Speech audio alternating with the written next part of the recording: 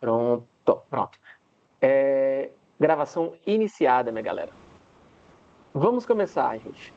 Pessoal, o nosso texto desse encontro de hoje é de Pierre Bourdieu, um dos grandes autores aí da sociologia, um cara que tem uma importância muito grande, tanto no campo dele, da sociologia, como em uma série de outros campos, justamente por ter utilizado e cunhado essa palavra dentro da sociologia, né? A palavra campo, né? A gente vai falar um pouco sobre isso hoje também, tá? Antes de começar, um pequeno adendo.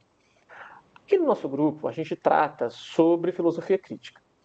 Bourdieu ele se enquadra exatamente como um crítico, não exatamente como nós o definimos no grupo de pesquisa. Dentro do grupo de pesquisa, quando eu falo teoria crítica, eu estou me dirigindo especificamente a duas linhas de pensamento, assim, duas escolas, digamos assim, dentro do campo do direito, que são a Escola de Frankfurt, que tem os autores da filosofia crítica tradicional mesmo, e os autores da escola francófona, ou então alguns poderiam dizer a escola da filosofia da autoridade,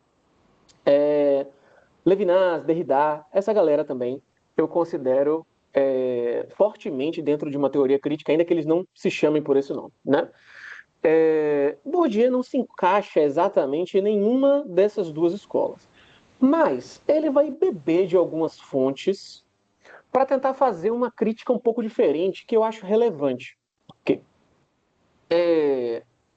Para quem viu esse capítulo, né, de maneira mais aprofundada, você vai perceber que o que Bourdieu está tentando fazer no campo do direito é algo razoavelmente incomum dentro das escolas da filosofia do direito. Ele está chamando o formalismo jurídico e o instrumentalismo, que ele chama de instrumentalismo marxista em alguns momentos, né, de uma falsa dicotomia. O que isso quer dizer? Isso quer dizer que quando Bourdieu vai escrever sobre direito, ele vê duas grandes correntes da filosofia. O formalismo jurídico, que é tipicamente associado a Hans Kelsen, né? A ideia de que o direito é um sistema fechado, autônomo, dedutivo, uma coisa quase que científica, né? No sentido de ser algo como uma área do pensamento, né? Digamos assim. E aí vocês vão ter visto na faculdade aquela pirâmide de Kelsen, né?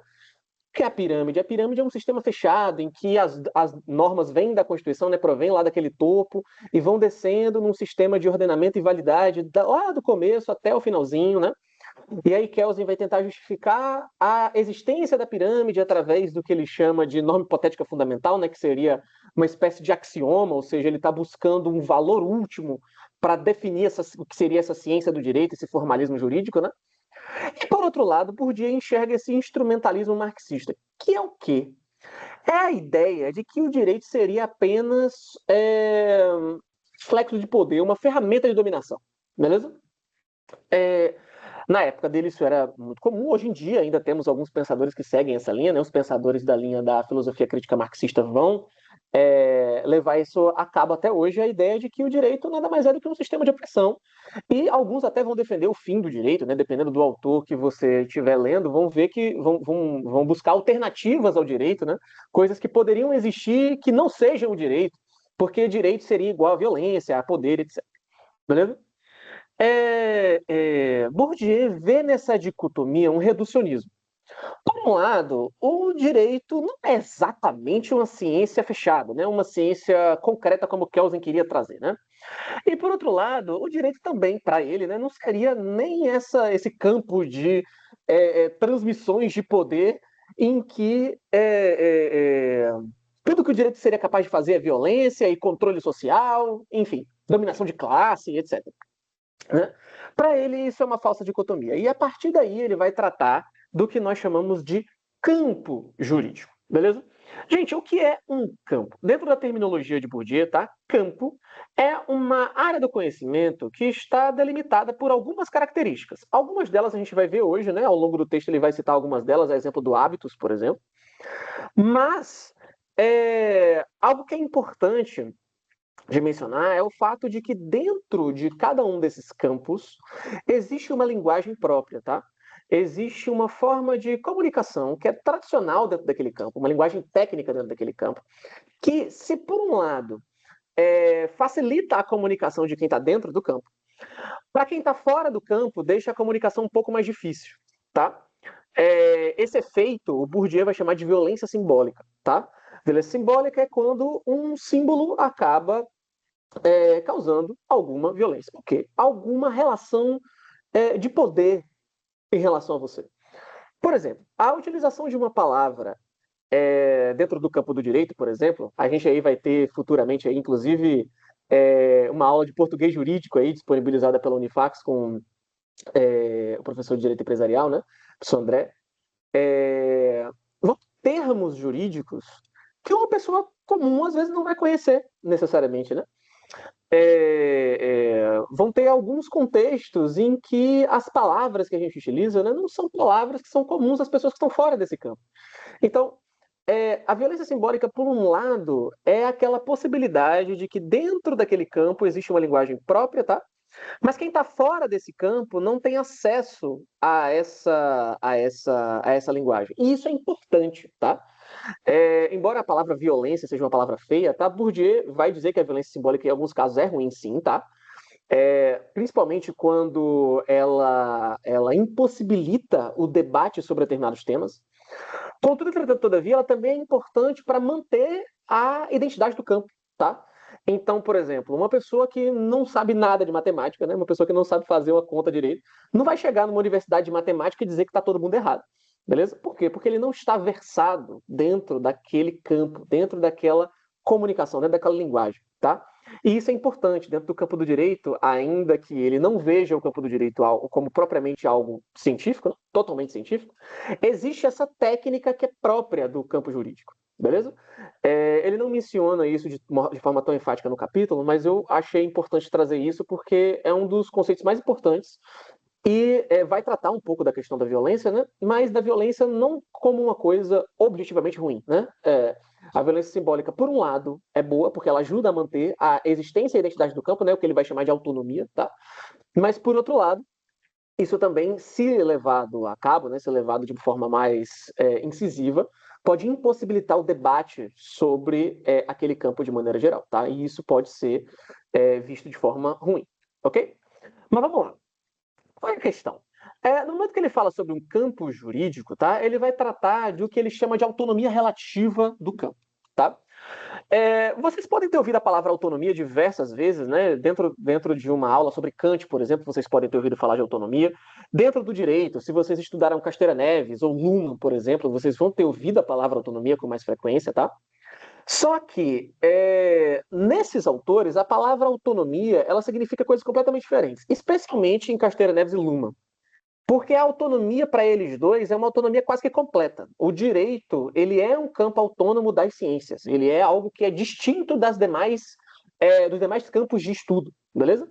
Enquanto que para Kant, por exemplo, a autonomia seria outra coisa. Seria a ideia de que, na verdade, não é que você é plenamente independente, né? Mas que você é capaz de se limitar, né? Dizer quais são, dizer até onde você vai, quais são os seus limites, beleza? Mas a autonomia aqui, ela quer dizer basicamente aquilo que a gente já está acostumado. A ideia de que seria um campo separado dos demais. Mas ele não diz que a autonomia é plena, como Luhmann e Castanheira Neves. Ele vai dizer que a autonomia do direito é uma autonomia relativa. Por quê? Porque, para Bourdieu, o campo do direito, ele, na verdade, está traduzindo um problema social, né? Traduzindo uma intriga social. E transformando isso no que nós conhecemos dentro do direito como litígio. Ou seja, o campo do direito, na verdade, ele é um processo de tradução sistêmica. A sociedade vai ter um problema, e esse problema, ao invés de ser resolvido com valores, ou então, ao invés de ser resolvido pelas próprias pessoas, né, sei lá, se eu saco uma arma e mato um indivíduo que eu briguei na rua por algum motivo, esse conflito vai ser traduzido para uma instância do Estado, né, que vai ser o direito, e essa tradução vai fazer com que essa disputa, né, essa questão social, né, essa intriga social, seja levada ao campo da argumentação, beleza? Então a gente vai estar saindo do campo da autonomia no sentido de que eu não posso simplesmente me defender no meio da rua, né? E também do campo da autonomia, no sentido de Luhmann, Castanheira Neves, a ideia de que o direito seria algo completamente fora da realidade, né? Completamente fora das outras ciências, mas sim algo relativo. O que isso quer dizer? O direito é uma ciência autônoma. É uma disciplina, digamos assim, autônoma. Mas ela ainda depende da sociedade para existir. Sem sociedade, sem ciências humanas, sem conflito, sem moral, não haveria por que haver direito. Beleza? Por isso que ele diz que é uma autonomia relativa. O direito ainda depende das relações sociais, das relações do dia a dia. Porque se elas não acontecem, o direito não tem o que regular. Beleza? Então, no momento que você fala sobre essa autonomia relativa, você está falando de uma separação técnica. O direito é tecnicamente diferente da sociologia, ele é tecnicamente diferente da história, tecnicamente diferente da filosofia. Mas ele ainda depende das relações sociais que envolvem moral, emoção e um tanto de outras coisas para poder existir. Beleza? Então se trata de um processo de tradução. Você está codificando as intrigas sociais dentro dessa instituição estatal chamada direito. Beleza? Então você meio que despoja, digamos assim, o conflito social do que quer que ele possua. Veja, se eu briguei na rua por causa de política, quando isso chegar no tribunal, não importa para quem a gente estava torcendo, beleza? Não importa para quem que eu estava indo votar e o cara veio brigar comigo na rua. Não interessa. Por quê? Porque a linguagem jurídica vai traduzir esse conflito social em um conflito jurídico. E esse conflito jurídico não trabalha com política. Política é tecnicamente distinto de direito. Então não importa quem a gente ia votar, por que a gente estava brigando na rua. Importa a ordem dos fatos, os acontecimentos, beleza? É claro que, dependendo do contexto, a intenção, né, vai mudar como o processo vai seguir, né? O resultado da questão em si, né?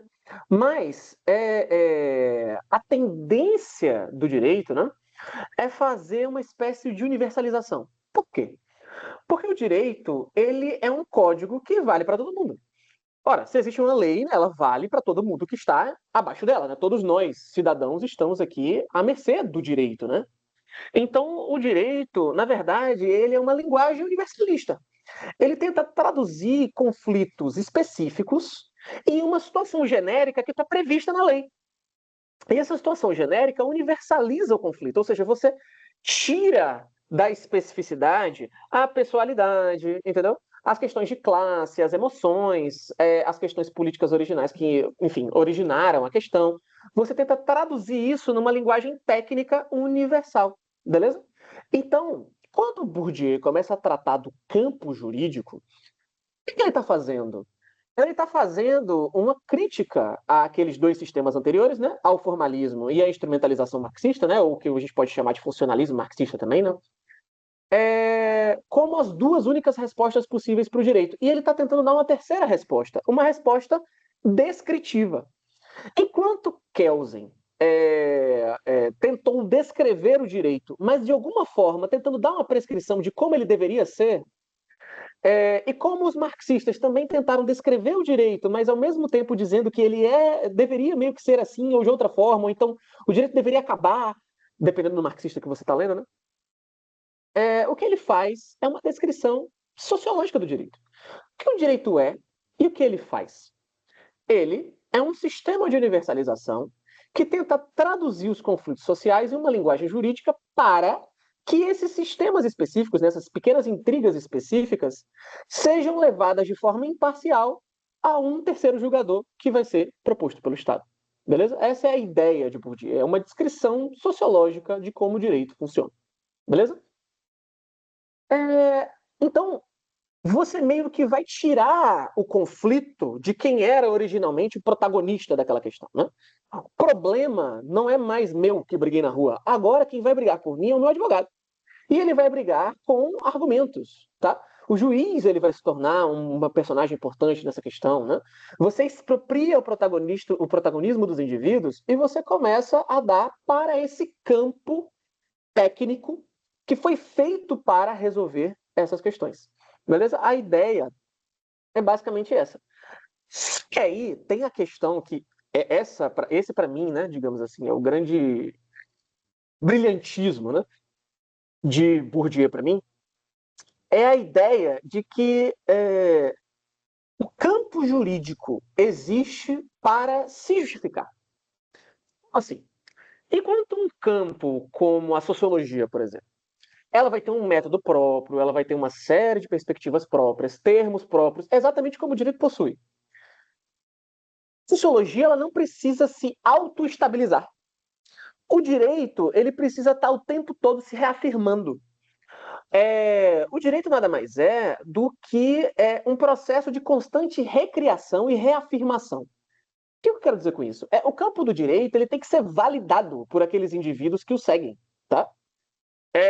Se uma grande maioria concordar com o direito, pode fazer uma revolução e simplesmente acabar com aquele direito e começar com outro. Então, a ideia do direito, além dessa descrição, né, que eu acabei de fazer para vocês, né, muito dessa autonomia relativa que ele vai querer descrever para a gente é que o direito ele depende da sociedade, no sentido mais objetivo mesmo. De que se a maioria das pessoas não concordar com o direito, eles podem simplesmente se desfazer daquele direito. Beleza? O direito ele precisa constantemente ser reafirmado. Ele tem um poder que constantemente se rediz como a autoridade. Se reintegra, se reforça como autoridade. Beleza? Esse, para mim, é um dos grandes brilhantismos de Bourdieu nesse sentido. Beleza? Deixa eu ver aqui. Agora que eu reparei que tem uns comentários, desculpa, viu, gente? Que eu tô com umas anotações aqui ao lado e eu acabei não vendo que tinha alguns comentários no chat. Alan falando sobre autonomia. É, exatamente. O direito precisa manter relações com outros campos, tá? É importante que o direito mantenha relações com outros campos, porque ele não subsiste se ele não mantiver essa relação com outros campos. Se ele não tiver essa relação com outros campos, ele simplesmente vai desaparecer, seja substituído por outro direito, seja substituído por outra coisa, tá? Ele tem que ser constantemente reafirmado e por isso há aí uma relação do direito com outras áreas do conhecimento dentro da questão social, né? Dentro do ambiente social. Então, diferente de Luhmann, por exemplo, diferente de Casteira Neves, o direito para Bourdieu, ele sempre tem que ser relativo. Ele é autônomo, mas ele é relativo a outros campos do conhecimento e relativo a outros campos da sociedade. Porque se isso não acontecer, ele simplesmente será, desconectado da realidade, a ponto de não servir para reger a comunidade, tá? Ou dois, vai ser desfeito. Ele simplesmente vai deixar de existir porque as pessoas não vão mais concordar com a autoridade do direito. Beleza? Mas vamos lá. A questão do direito é que existe, assim como dentro de todo e qualquer campo, tá? Dentro de todo e qualquer campo, isso não vale apenas para o campo do direito, vale para qualquer campo que Bourdieu vai trabalhar, tá? Existe uma separação clara entre quem é o técnico, ou seja, a pessoa que está dentro do campo, tá? E a pessoa que não está no campo. Então, o jurista, ele vai ser aquela pessoa que está dentro do campo do direito. O cidadão comum, aquela pessoa que nunca se formou em direito, nunca viu nada sobre o tema, é aquela pessoa que está fora do campo do direito, tá? Isso não significa que a pessoa que não conhece direito, ela não possa ser ajudada pelo direito, beleza? Campo é apenas a área do conhecimento, tá? Não é o espaço de atuação do direito. Ele não está dizendo aqui que uma pessoa que está fora do campo é uma pessoa que não deve ser atendida pelo direito, tá? Não, pelo contrário. Essa pessoa vai ser atendida pelo direito, sim. Mas, como o direito é um campo que possui linguagem própria, conhecimentos próprios, quem vai lidar com a questão daquele indivíduo que está fora do campo é alguém que está dentro dele. Os juízes, os advogados, a promotoria, os defensores públicos, enfim, o Ministério Público. Essas pessoas é que vão lidar com a questão. Beleza? Então, existe uma fronteira entre esses dois indivíduos. E que fronteira é essa? Ela é a fronteira do capital jurídico. Sim, capital, Pedro. Dentro do sistema marxista, dentro da terminologia marxista, né, capital seria qualquer coisa que pode agregar valor ao mercado capitalista, né? Então, não necessariamente precisa ser dinheiro, né? Tipo, pode ser algo que está circulando e mantendo valor, né? Como uma ação de uma empresa. Necessariamente não é dinheiro em si, mas ela pode render dinheiro, né? Então, o capital está ali em circulação e ele, de alguma forma, está gerando valor dentro do sistema, né? Bourdieu, ele vai pegar esse termo e ele vai ampliar um pouco esse significado. Por quê? Porque o capital jurídico que ele está mencionando, né, o capital do campo jurídico, não é esse capital que gera valor de mercado. Ele é um capital que gera valor de conhecimento. Assim, uma pessoa que detém capital jurídico é aquela pessoa que possui poder dentro do campo jurídico. Por exemplo, gente, eu tenho um doutorado em Direito. Um doutorado em Direito seria, né, para Bourdieu, um capital jurídico. Por quê? Porque um doutorado em Direito, ele me dá uma reputação, digamos assim. Ele me dá um calibre para falar dentro do campo do direito. Um ministro do STF, um juiz, um advogado. Essas pessoas, elas possuem capital jurídico. Elas possuem um reconhecimento dentro do campo. Entende? Se eu ganho um prêmio de matemática, isso vale alguma coisa para o campo do direito? Dificilmente. Agora, se você ganha um prêmio, um selo do tribunal, por exemplo, né? Hoje em dia é tão comum dentro do tribunal ter um selo, né? Se você ganha um selo do tribunal, se o seu tribunal, a sua vara, ganha um selo, um prêmio, isso te dá capital jurídico, ou seja, isso te dá uma espécie de reputação dentro do campo e isso faz com que você tenha mais poder de fala dentro daquele campo. Beleza? Então, o que divide o indivíduo comum da pessoa que está dentro do campo do direito é aquela pessoa que possui o capital jurídico. É o primeiro capital jurídico. O primeiro capital jurídico se firmar em direito. Beleza? Se firmar em direito, você tem ali o capital jurídico básico. Agora você pode versar sobre direito, escrever artigos, enfim. Mas você pode advogar? Não. Então, qual é o segundo grande capital jurídico? É passar na prova da OAB. Uma vez que você passa na prova da OAB, você pode exercer a profissão de advogado. Beleza? Você pode começar a ser parecerista. Você pode começar a ter uma série de poderes jurídicos que antes você não possuía. Depois você vira um grande advogado. Se você passa num concurso e vira juiz, Ministério Público, vira professor, faz um mestrado, um doutorado, tudo isso ele vai agregando ao seu capital jurídico. Então, o que diverge, né, uma pessoa normal de uma pessoa jurista é a pessoa que possui um mínimo de capital jurídico aceitável dentro do campo. O mínimo de capital jurídico aceitável dentro do campo no Brasil é ser formado em direito. É claro que ainda assim você não pode nem advogar. Então, você pode até argumentar comigo que o mínimo seria até a OAB, né? Isso é o capital jurídico. São elementos através dos quais vão garantir a sua posição e a sua permanência dentro do sistema. Porque, por exemplo, vamos supor, você não perde a OAB nunca, né? Mas você pode ser suspenso. Né? Vamos supor que você cometeu um crime, vai, hediondo. E aí você pode ser suspenso dos quadros da OAB por não sei quanto tempo. Mas aí, nesse período, você não vai poder mais advogar. Você vai ter perdido um grau de reputação que era inerente à função de ser advogado, tá? E dentro do campo do direito em si, você perde poder. Você perde poder comunicativo, né? Digamos assim. Sua reputação diminui, né? Então, no fim das contas, a fronteira que existe entre esses indivíduos é esse capital jurídico, que você pode também chamar de capital simbólico, tá? Mas você vai chamar de capital jurídico quando você estiver falando do campo do direito, tá? Capital simbólico é o capital que poderia servir para qualquer campo, mas dentro do campo do direito seria o capital jurídico, beleza? Então, você ter todas essas questões faz você se distinguir de uma pessoa normal, né? Então ele tá meio que criando ali uma barreira, tentando fazer uma distinção, né, entre o que é direito e o que não é direito. Beleza?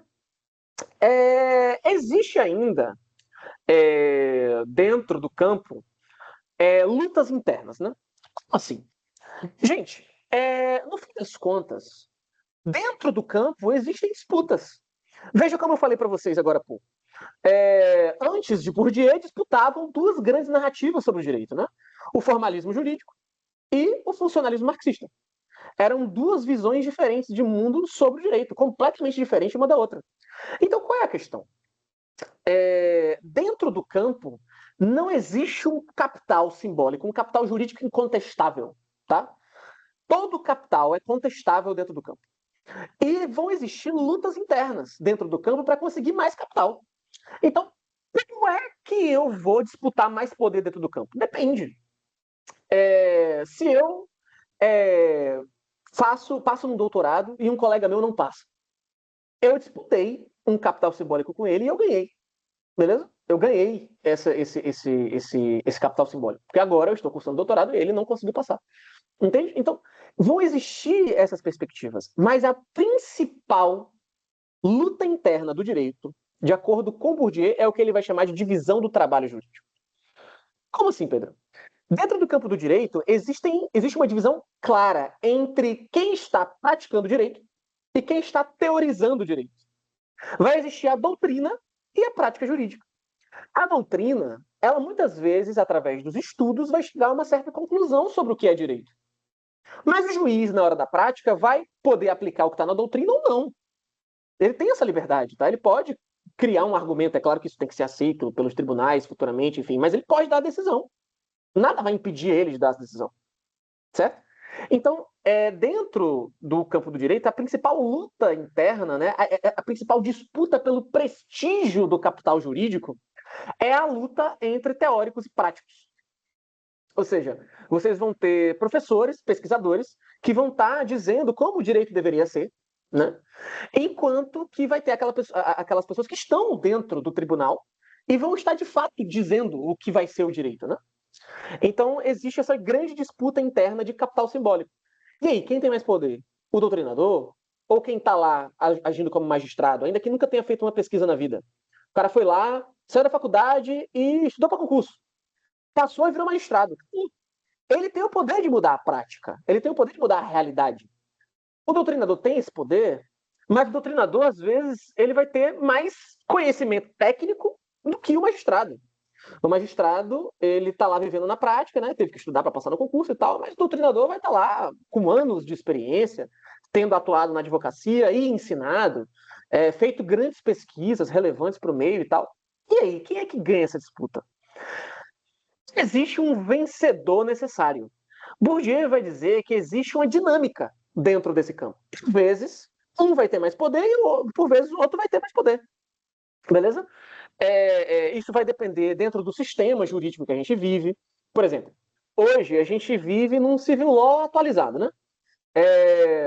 Num sistema de civil law puro, onde só a lei vale, o magistrado tipicamente tem mais poder que o doutrinador, porque o doutrinador vai ter que convencer o magistrado para que alguma coisa mude.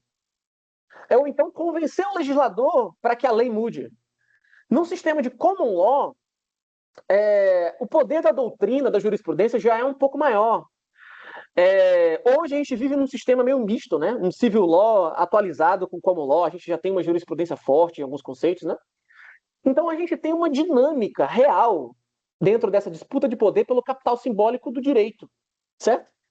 Dentro do campo vai haver disputa de quem possui poder para falar o que é o direito, né?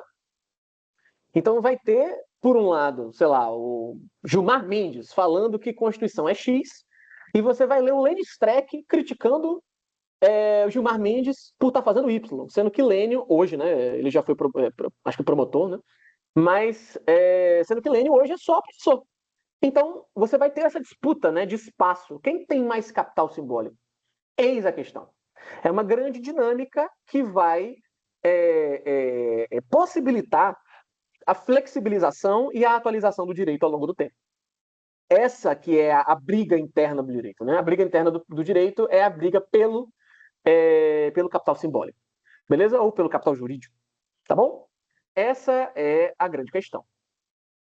O direito, né? Ele é um código, né? Quer dizer, o direito não, perdão. Vou refazer minha afirmação. Ele tem o poder de codificar. O direito, ele é mais um... Ele é um codificador, ele é um hacker, é um programador. Ele não é o código, ele é quem faz o código. Por quê? Porque o direito é ele que vai nomear as coisas, tá? É ele que vai dizer o que as coisas são na realidade. Por exemplo, né? O famoso mal seguido de morte, que o pessoal fala na televisão, né? A gente vai descobrir que isso, dentro do direito, é latrocínio. Tem um nome jurídico para isso, certo? Vai existir um nome jurídico para isso. E esse nome jurídico descreve uma situação. E essa situação, quando o juiz vê essa situação na prática, né, quando essa situação acontecer na prática, ela vai ter que ser traduzida para o código. É aí que a gente volta para aquela questão do efeito de universalização, né, que eu falei mais cedo. Quando o direito vai formalizar as relações sociais, né, ele legitima o que está acontecendo, né, no mundo real. Ele possui a força da forma, né? Nesse contexto em específico, né, quando o Bourdieu vai falar sobre a força da forma, né, os marxistas vão criticá-lo porque o próprio Bourdieu está se utilizando de uma terminologia marxista para criticar o marxismo, né, que é a questão da forma jurídica. Né? O que é isso? O direito ele é um redutor, ele é um grande simplificador. Ele vai transformar uma situação real de, sei lá, estupro, por exemplo, em um caso jurídico que vai estar lá dentro da lei. E o rito vai seguir de acordo com aquela programação pré-estabelecida de como deveria acontecer em casos de estupro. Beleza? É uma espécie de reducionismo, uma espécie de simplificação que faz com que o direito se torne universalista. Beleza? Então, o grande poder do direito é a universalização. É a capacidade de simplificar para tornar qualquer situação única em algo universalizável. Beleza? Qualquer situação única em uma situação que já tinha sido prevista anteriormente por esse oráculo que é a lei. Beleza? A ideia é fundamentalmente essa. Tá? E quando o direito exerce o seu poder de julgar, né, ele vai estar exercendo a sua violência simbólica. Né? Para além da violência da linguagem jurídica, né, como eu falei mais cedo, a linguagem jurídica, por vezes, ela vai exercer uma violência simbólica no sentido de que, por um lado, ela vai estar facilitando a vida de quem está dentro do campo, né? Falar de forma técnica dentro do direito é importante. Por outro lado, quem está fora desse campo vai se manter mais fora ainda, porque com a dificuldade da linguagem, aquela pessoa tem uma dificuldade de entrar nas discussões daquele campo, beleza? Isso também é outra crítica, né, dos marxistas, vai desaguar na questão da democracia. Né? Se as pessoas não podem participar do poder que rege a sociedade, onde você pode dizer que o direito é fundamentalmente democrático? Né? Como é que você pode alegar que existe um Estado democrático de direito se a discussão sobre o direito não pode acontecer uma vez que ele já está em prática? Né? Você só pode discutir o direito na sua origem e não na sua reafirmação constante, né? Isso é uma discussão dentro da teoria, dentro da linha crítica marxista, beleza? Mas dito isso, a violência simbólica ela também pode ser utilizada como uma forma de importunar outros campos. Assim, gente, o direito é o grande campo regulamentador. Os demais campos, eles existem sozinhos e o direito depende deles para existir. Por outro lado, o direito é o único campo que pode influenciar os demais. O direito ele pode chegar na sociologia, na biologia, na medicina e falar: olha, calma lá, isso aqui não pode ser feito. Ou então tem que ser feito de outra forma. Como assim? Gente, basta ver a questão do aborto. Isso é uma questão médica, beleza? Mas o direito foi lá e regulou essa questão médica. Tem a ver com uma questão ética, né? O direito ele não está separado de questões éticas, beleza? Então ele vai utilizar desses valores, digamos assim, para regular os demais campos. Então, a violência simbólica do direito também é uma força do direito contra outros campos. Beleza? O direito também vai ser capaz de dizer o que é possível ou não ser feito dentro de outros campos. Beleza? Então, as relações de força, elas são mascaradas, né, por esse véu do direito, né, digamos assim, por essa tecnicidade do direito. Então, o que Bourdieu está nos dizendo na prática? Né? Na prática, o Bourdieu está dizendo que o direito é uma grande ficção. Sim, Pedro. Em que sentido? No sentido de que o direito ele precisa ficar se autoafirmando o tempo todo para funcionar através de um sistema de justificações. Quando você está dentro do campo jurídico e você tem a capacidade de nomear todas as situações sociais, né, como o direito possui esse poder de fato, né, isso é permitido pelos outros campos, por quê? Porque o campo do direito, de alguma forma, ele criou uma técnica que regula os demais de forma suficiente. Então, essa autoafirmação constante do direito para os outros campos, né, essa revalidação do direito para todos os demais campos, é o que faz com que ele exista, seja considerado técnico e mascare, na verdade, a discussão que a gente está tendo dentro do campo do direito.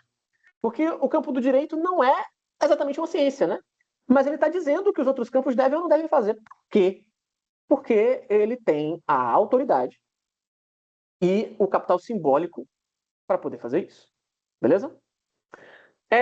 Sim, no capítulo ele vai falar sobre duas coisas que são muito importantes para o funcionamento do campo jurídico, tá? Ele vai falar sobre o habitus e a illusio. O que é o habitus? O habitus, ele é categorias, eles são categorias de pensamento, eles são esquemas de percepção, meio que um senso comum próprio de quem está dentro da área, beleza? Se vocês não, né? Vocês vão ver, se depender de mim, vocês vão ver Vará, um dos grandes autores aqui da América Latina, né? Ele vai falar sobre o senso comum teórico dos juristas, né? O que é isso? É algo que é comum a todos nós. Todos nós passamos por uma faculdade de direito. A gente tem alguma coisa em comum. A gente tem alguma terminologia, algum trejeito, alguma forma de ver o mundo que é similar. Ainda que existam brigas entre nós, ainda que eu seja um teórico e vocês sejam todos advogados, ou que eu seja professor e vocês sejam promotores, magistrados, seja lá o que for. Apesar de todas essas brigas internas, essas lutas internas do campo, né, vai existir algo em comum entre nós que une esse campo. E isso é o habitus, essa forma de agir, de pensar, de enxergar o mundo que é comum a todos nós que fizemos uma faculdade de direito. Por quê? Porque é comum à nossa área. É uma forma de ver o universo que é comum a todos nós, beleza? E é o habitus que faz com que a gente consiga, digamos assim, jogar o jogo jurídico e estar dentro do que a ordem social espera de nós, né? Porque, querendo ou não, o objetivo do direito, né, é a manutenção da sociedade, né? É a organização da sociedade. Então, possuir esse hábitos comum na verdade, lutar por essa sociedade, seja qual sociedade for, tá? No sentido de que eu posso até acreditar que existe uma sociedade melhor, que não seja essa, né? Sei lá. Eu acredito que a sociedade X seria melhor do que essa. E você, José Gabriel, acredita que a sociedade Y é uma sociedade, outra sociedade que é melhor do que essa. Nós dois temos visões diferentes de mundo, do que é melhor para a nossa sociedade. Mas nós temos uma visão do que é melhor para a nossa sociedade. E nós queremos proteger isso. Esse é o hábitus do direito para Bourdieu. Beleza? O hábitus do direito para Bourdieu é essa capacidade de defender, de preservar a ordem social. Essa que é a característica que ele acredita que todos nós, dentro do campo do direito, preservamos. Beleza? E por fim, nós temos a illusio. O que é a illusio? Gente, dentro de todo campo, existe uma história que a gente conta pra gente mesmo. Gente, na verdade, se você for ler de forma bem crua a descrição que Bourdieu faz pra gente, o que ele está dizendo que o direito é? Ele está dizendo que o direito ele só se diferencia de outras categorias sociais, como a sociologia, a história, a filosofia, por exemplo, porque existem pessoas que possuem conhecimento técnico para aquilo. Mas ele não diz qual é esse conhecimento técnico, porque esse conhecimento técnico não existe. Já que ele é crítico de Kelsen, não existe uma metodologia propriamente jurídica. O direito não é uma ciência propriamente dita. Então, o que isso quer dizer? Isso quer dizer que, na verdade, o direito só existe que nós criamos uma linguagem que versa sobre a organização social. Essa linguagem, ela é simbolicamente aceita por todo mundo que está dentro desse campo e por todos os demais campos, ou seja, as outras pessoas aceitam que isso é válido, que isso existe. E aí a nossa realidade se molda porque o cara resolveu dar uma sentença e essa sentença está validada por uma lei que nós acreditamos valer. Se a gente for no fundo do fundo da descrição de Bourdieu, o que ele está dizendo para a gente? Ele está dizendo para a gente que o direito é uma ficção. O direito é uma construção social, pô. O direito existe porque a gente acredita que ele existe. Porque o direito nada mais é do que um campo que possui uma linguagem específica que versa sobre a manutenção da ordem social. E essa linguagem é aceita não só pelas pessoas que estão dentro do campo, mas por todos os demais campos. Porque se algum outro campo não aceitar, ele pode se insurgir contra o direito, começar uma revolução e criar outro direito. Então, o direito nada mais é do que uma ficção. E a gente acredita nisso. Isso que é a illusio. A illusio, ela é esse fenômeno que acontece com todos os campos. Os campos, eles só existem porque existe alguma ficção que os mantém. Ficção do direito é essa. Nós acreditamos que essa linguagem não científica, que é meramente técnica, né? Ele vai dizer que é uma linguagem meramente técnica, é uma linguagem que é válida e importante para a manutenção da sociedade. Então, essa é a ilusão sobre a qual todo jurista vive, né? O direito existe e vale a pena que ele exista. Nós lutamos para que ele exista. Entende? Então, no fim das contas, o que é muito interessante de Bourdieu, muitas pessoas vão discordar de mim, tá, do que eu vou falar agora, mas isso foi uma relação que eu acabei fazendo no meu mestrado. Bourdieu acaba tendo uma relação muito grande com a psicanálise, né? Ele é um sociólogo, mas que acaba falando muito sobre a psicanálise. A coisa de que a gente vive numa historieta criada, né? A gente está dentro de um campo que foi construído pela gente mesmo. Nós criamos a nossa própria ficção. Nós vivemos dentro da nossa própria historinha contada pra gente. Dentro do conforto da história criada pela gente mesmo. E isso é importante, tá? Aí, desfazendo tudo que eu falei até agora sobre a illusio, né? Talvez a forma como eu fale passe a ideia de que a illusio é uma coisa assim, meu Deus, a gente vive dentro de uma ilusão. E a gente não vive a realidade, que coisa horrível. Não. É importantíssimo que a gente viva dentro dessa ilusão, tá? Porque é a ilusão que nos dá sentido, tá? Pelo menos dentro da abordagem de Bourdieu, tá? É a ilusão que nos dá sentido de existir, tá? Dentro do campo do direito, se a gente simplesmente levar o direito para um niilismo absoluto, a sociedade não se move. A gente simplesmente vai destruir a sociedade e vai voltar para uma anarquia. É importante que haja essa ilusão dentro do direito. Porque quando há, a gente ganha uma razão de ser. E faz com que o campo se desenvolva da melhor forma possível. Beleza? Então, essa illusio, né? Eu poderia trocar em miúdos com Bozinas, né? Que é um teórico crítico, né? E vai utilizar a palavra encantamento. Né? Essa illusio é essa beleza que a gente vê dentro do direito. De que a gente conseguirá organizar a sociedade ou melhorar a sociedade, seja como for, através desse campo. Olha que interessante. Então, no fim das contas, é esse movimento dessa historieta que a gente criou para a gente mesmo que nos movimenta. A illusio é importante. A illusio é importante para a manutenção do hábitos, Bourdieu diria. Né? Peraí que eu vi um comentário aqui. Aprendi com a professora Tiziana que o direito precede a lei, que expressa uma das premissas mais clássicas da filosofia jurídica. Significa que a justiça, a equidade e as relações sociais justas existem de forma natural ou histórica antes de serem positivadas pelo Estado em formato de lei. Para mim, isso aqui é a mais pura verdade. Para mim, isso aqui é a mais pura verdade. Bourdieu talvez vá fazer uma diferenciação, porque direito não é lei, só a lei, né? Para Bourdieu, né? O direito é muito mais do que isso. É esse campo linguístico, né? Digamos assim. E o fato delas serem positivadas ou escritas é o poder de nominação do direito, né? Mas, ao mesmo tempo, o direito é muito mais do que isso, né? É essa relação que a gente possui com a justiça, né? De acordo com Bourdieu, a ideia do direito, né? O que prevalece dentro do direito é a ideia de organização social, de ser justo. E essa ilusão da justiça, né? Esse hábitos, melhor dizendo, da justiça, de tentar organizar a sociedade de uma forma coerente, é o que faz com que a gente se mova, e isso precede a própria construção do direito em si. E nisso você está certíssimo. Então, Bourdieu, dos críticos que a gente vai estudar aqui, Bourdieu é o mais diferente de todos eles. Por quê? Porque ele não vai se contentar com a instrumentalização do direito. Embora eu, enquanto pensador, Pedro, né? Eu, Pedro, professor de vocês aqui agora, eu acredito fundamentalmente que o direito tem se instrumentalizado muito ao longo dos anos, tá? Não necessariamente em torno de uma classe dominante, mas em cima de alguns interesses, tá?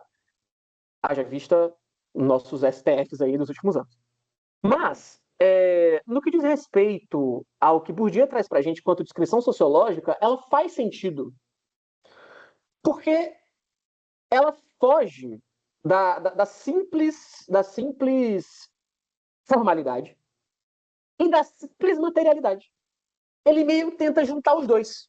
O direito é formal, por um lado, a parte da universalização, da codificação, da tradução e da linguagem jurídica e técnica, mas que, por outro lado, tem uma relação de poder, que, no caso, seria o capital simbólico, o capital jurídico, e as intrigas dentro do campo e entre campos, que vão estar disputando poder dentro da sociedade. E isso faz um certo sentido na sociedade que a gente vive hoje também. Por quê?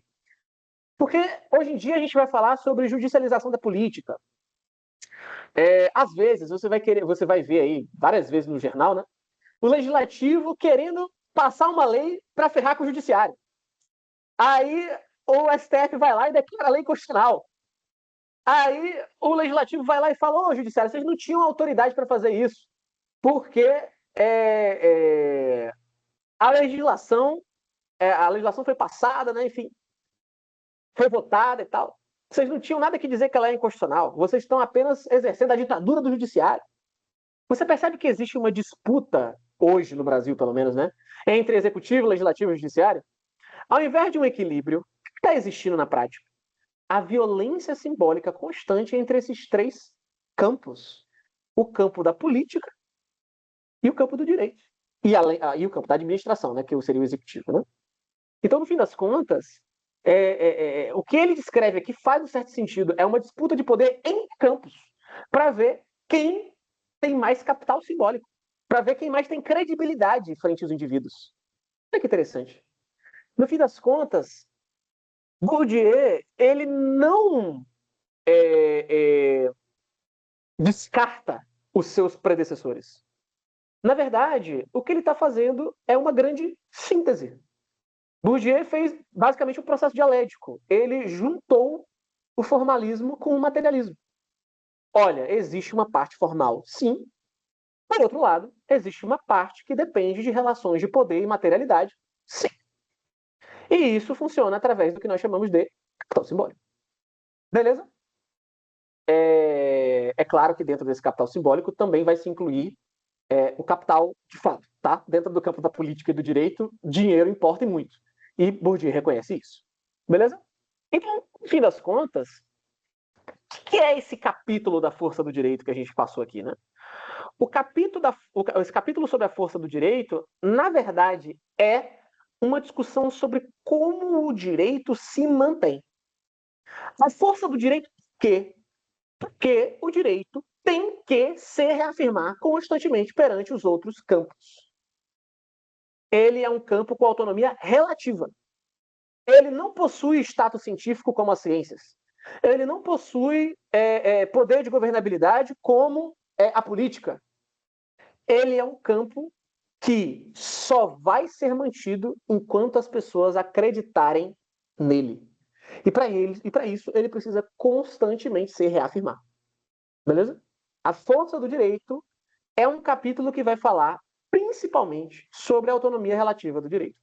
Como o direito se mantém dependendo dos demais campos que estão ao seu redor, os quais, contraintuitivamente, são moldados por ele. Beleza? Essa que é a grande beleza de Bourdieu e a importância dele para este grupo de pesquisa. Beleza? Minha galera, mais uma vez agradeço pela presença de todos aqui. Mais uma vez, eu sei que teve uma demorazinha para iniciar, mas se alguém quiser tirar alguma dúvida antes de a gente encerrar nosso encontro, pode falar. Vai ser um prazer poder responder vocês. Do contrário, não há problema. Eu posso encerrar a apresentação por aqui, a gravação por aqui. E a gente se vê daqui a 2 semaninhas, o nosso próximo encontro, que provavelmente vai versar sobre pluralismo. Beleza? E aí, pessoal? Alguém quer trazer alguma contribuição, alguma ideia? Gabriel, vi que você vai precisar se ausentar, não tem problema, meu velho. Muito obrigado aí mais uma vez pela presença. Você é sempre um cara maravilhoso aí, abrindo a sua câmera, com essa espaçonave maravilhosa de fundo aí. Tá incrível. Beleza? Então, desde já lhe agradeço. Maria, Lohane, vocês querem falar alguma coisa? Não querem falar mais nada?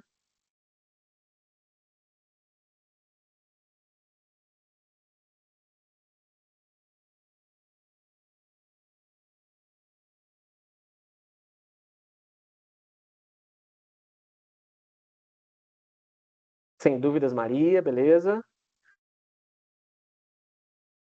Não? Pronto. Então, pessoal, agradeço muitíssimo pela presença de vocês, viu? Eu vou encerrar aqui a gravação.